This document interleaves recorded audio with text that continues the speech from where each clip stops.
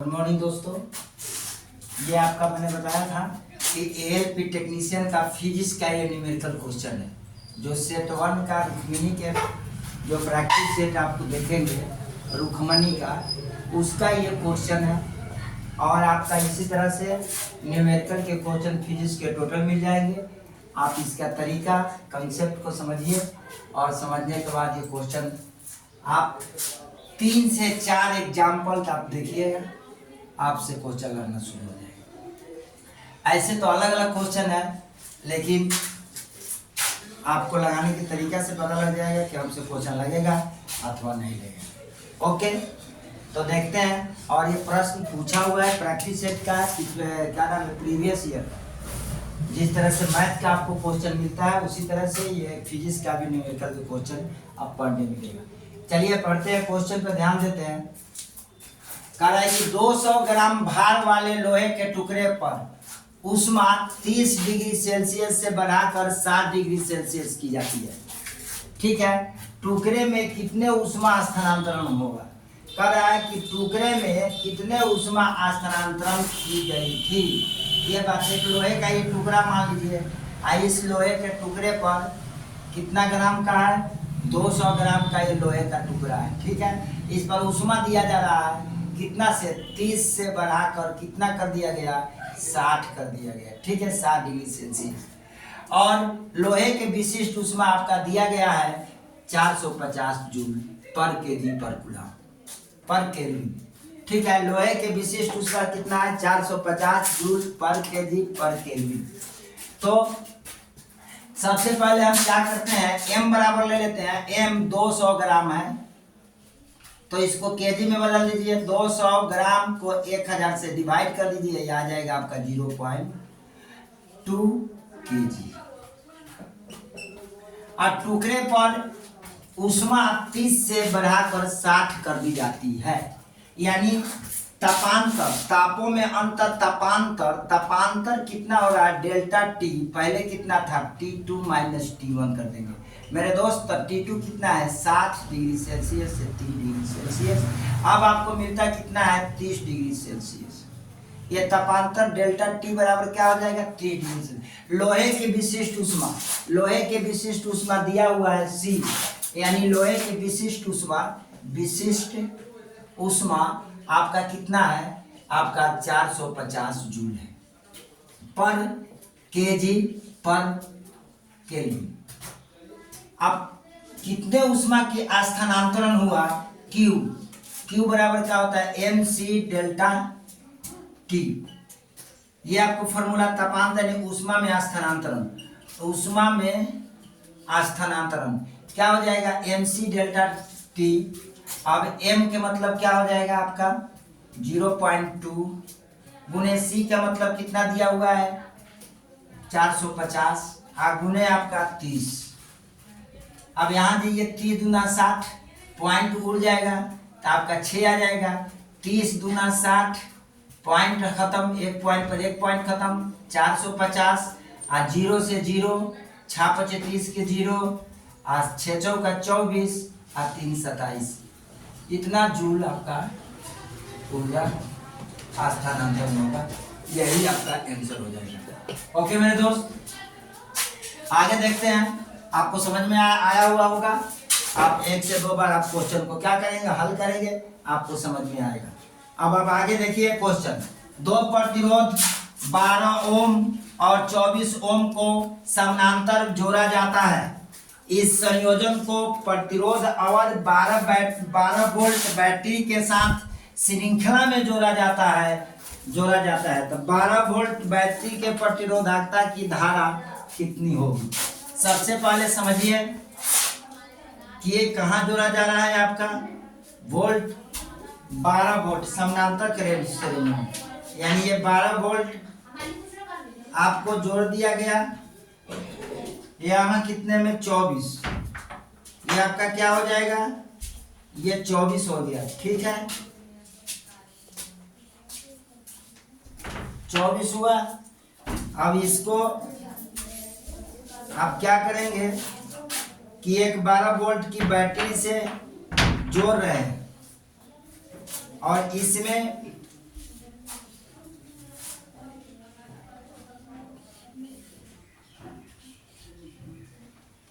और इसमें यहाँ पर एक समानांतर क्रम में कितना जोड़ा गया है, श्रेणी क्रम।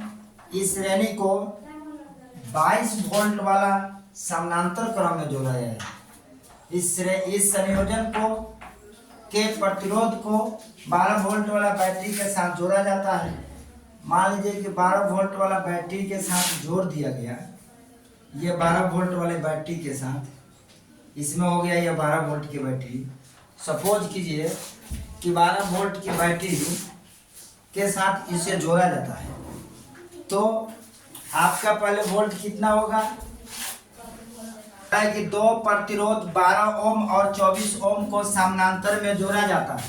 इस संयोजन को 22 ओम प्रतिरोधों को जोड़ा जाता है। 22 संयोजन को 22 ओम प्रतिरोधों में जोड़ा जाता है, तब 12 वोल्ट बैटरी के साथ श्रृंखला में जोड़ा जाता है। 12 वोल्ट वाले प्रतिरोधकता की धारा कितनी होगी? तो देखिए, ये आपका जोड़ा जाता है समानांतर क्रम में। ये आपका समानांतर क्रम में जोड़ दिया गया है, और ये आपका 12 वोल्ट जोड़ दिया गया है। इसके बाद में यहाँ समानांतर क्रम श्रेणीबद्ध क्रम में, श्रेणी क्रम में 22 ओम का प्रतिरोध जोड़ दिया गया। यहाँ पर 12 ओम है, यहाँ पर 24 ओम। ये आपकी चित्र बन रहा है। 12 ओम जोड़ा गया, पहले कितना है 12 ओम और 24 ओम समानांतर क्रम में, और 22 ओम के प्रतिरोध श्रेणी क्रम में जोड़ा जाता है 12 वोल्ट के बैटरी के साथ। 12 वोल्ट बैटरी कितना है, 12 वोल्ट के। तो सबसे पहले समानांतर क्रम में जो जोड़ा गया है, इसका रेसिस्टेंस निकालेंगे 1/R इक्वल टू, यानी R इक्वल टू कितना है 12, R1 R2 इक्वल टू कितना है 24, तो 1/12 प्लस 1/24, तो लघुत्तम ले लेते हैं यहाँ 24, 12 दूना 24, 24 से कम 24, 3/24, R3 का 24, 1/8, यानी 1/R इक्वल टू 1/8, तो R इक्वल टू 8। ये आपको निकल गया 22 ओम में जोड़ा जाएगा। तो श्रेणी क्रम, अब श्रेणी क्रम, ये क्या था समानांतर क्रम, समानांतर क्रम। अब श्रेणी क्रम में लेंगे तो समानांतर क्रम, श्रेणी क्रम में लेते हैं श्रेणी क्रम, तो मेरा क्या हो जाएगा 22 प्लस 8, ये टोटल 30 हो जाएगा। ठीक है, अब 30 हो जाएगा। अब 12 वोल्ट वाले श्रेणी क्रम में, 12 वोल्ट के बैटरी के श्रेणी क्रम में श्रृंखला में जोड़ा जाता है, तो 12 ओम वाले प्रतिरोधकता, 12 ओम वाले प्रतिरोधकता की गणना करना है। तो 12 ओम वाले प्रतिरोधकता की गणना करना है, तो सबसे पहले हम क्या करेंगे कि प्रतिरोधकता निकालने के लिए हम 12 वोल्ट वाले प्रतिरोध, 12 वोल्ट यानी V बराबर क्या है 12 वोल्ट, तो पहले V बराबर क्या होगा, ये R बराबर आ गया कितना 30, V बराबर कितना हो गया 12, तो I निकाल लेंगे। तो V बराबर IR, V बराबर क्या होता है IR, V के वैल्यू कितना है 12, R निकालना है, R के वैल्यू कितना है 30, 6 दूना 12, 6 5 30, V 12 है, 12 वोल्ट पे निकाल रहे हैं, तो 12 8 30, ठीक है 2/5, 4, हाँ ठीक है 2/5, यानी कि I बराबर क्या हो जाएगा 2/5। अब 12 वोल्ट पर प्रतिरोधकता, 12 वोल्ट पर प्रतिरोधकता निकालते हैं, प्रतिरोधकता, तो आपको क्या आता है I इक्वल टू IR1 बटा में R1 प्लस R2, यानी IR 2/5 अब उन्हें R1 कितना है 12, ये तो 12 बटा में 12 प्लस 24। अभी आपका आ जाएगा कितना, सॉल्यूशन कीजिए तो 12, तो 12 दूना 24, 24 बटा में 5 बटा में 4 2 6, I 2 1 3, आइए I आपका आ गया इतना। अब इसको पलट लीजिए, तो ये आ जाएगा कितना I इक्वल टू, यहाँ लिख लेते हैं मेरे दोस्त इधर, अब तो यहाँ स्पेस नहीं है, इसको अपोजिट कर लीजिए, यहाँ के लिए 24 बटा में 5 गुने 36, 12 दूना 24 और 12 3 36, यानी 2/15, यानी 2 बटा आपको 15, ये आपका आ जाएगा आंसर। ठीक है, इतना हो यहाँ, इसको सॉल्यूशन कर देंगे। ओके, 1 kg वजन वाले गेंद की गति को 2 मीटर प्रति सेकंड से बढ़ाकर 4 मीटर प्रति सेकंड करने के लिए किस तरह की कार्य करने की आवश्यकता होगी। सबसे पहले देखिए m बराबर कितना है, 1 kg है। वेग कितना है, वेग v 2 मीटर पर सेकंड। दूसरा v1 हो गया, v2 कितना हो गया आपका 4 मीटर पर सेकंड। अब आपका कार्य की गणना करना है तो सबसे पहले गतिज ऊर्जा निकाल लीजिए। गतिज ऊर्जा बराबर क्या होगा, 1/2 mv² 1 प्लस इसमें किस तरह की कार्य करने की आवश्यकता होगी, तो माइनस करो, इसमें दोनों की कार्य की गणना हो जाएगा।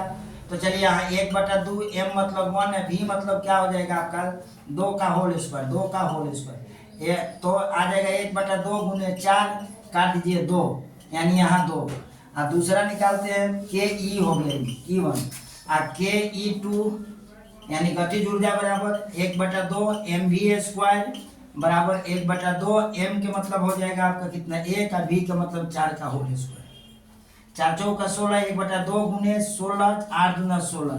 किस तरह की गतिज की आवश्यकता होगी तो दोनों का अंतर निकाल लो, यानी कार्य बराबर हो जाएगा टोटल 8 - 2 यानी 6 जूल कार्य, 6 जूल की कार्य रहेगी, यह आपका आंसर हो जाएगा। ओके मेरे दोस्त, इस तरह की सवाल आपका पर डे मिलेगा और आप क्या करेंगे, ये 3 से 4 बार इस क्वेश्चन को लगाइए। लगाने के बाद ये आपका न्यूमेरिकल आपका हो जाएगा। धीरे धीरे इस टाइप के देखिए बहुत सारे क्वेश्चन मिलेंगे। कल आपको टाइप वाइज टाइप मिलेगा। ओके।